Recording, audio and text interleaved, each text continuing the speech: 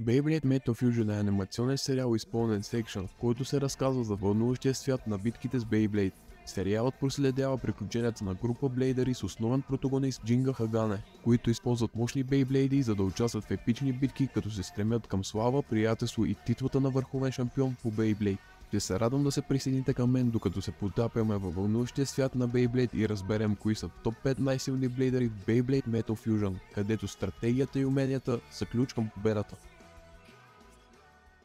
На пето място имаме Ю. Той е един от основните герои и умел блейдър, известен със своят Beyblade Flame Libra и изключителните си умения в Beyblade битките.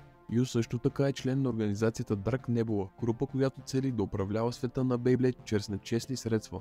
Въпреки свързването му с тази организация, Ю е изобразен като блейдър с силно чувство за справедливост и кодекс на честта, който обича да се забавлява в битките.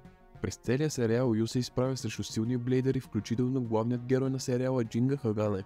Ю Тендо придава дълбочина на сериала и неговите умения и решителност го правят незаменима част от историята на Beyblade Metal Fusion. Да се откаже? Не го разбирам. Сигурно защото му беше ясно, че срещу мен ще падне. На четвърто място има Цубаса. Той е таен агент на Световната Beyblade асоциация, който се вкопчи в Dark Nebula с цел да разбере силите на Ел Драго и да сложи край на неговия терор. Цубаса е силен блейдър, който обикновено е спокоен, интелигентен и честен, но млад. Той е умен тактик, проявява адаптивност по време на трудни моменти в битката и използва всичките си сетива по време на сраженията, което лесно му гарантира печеленето на битки. Цубаса и неговият Beyblade Earth Eagle се присъединяват към Джинга и неговите приятели в техният път да спрат Dark Nebula и забраненият Beyblade Ел Драго. В заключение, Цубаса допринася за развитието на героите и прави сериала още по-добър. Не разчитай само на очите си. Има звуци, вятър, миризми. Използвай всичките сетива. Същото е и в Блейд битките. На трето място има Кийоя Татегами, известен със своя интензивен и състезателен нрав. Той е един от основните съперници на главният герой на сериала Джинга Хагане.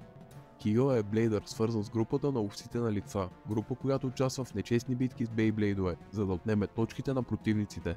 Съперничеството между Кийоя и Джинга е централна тема в сериала. Техните интензивни битки и решимостта им да се надигнат над другия добавят вълнение и драма към сюжета, правейки техните сблъсъци най-запомнящи се в сериала.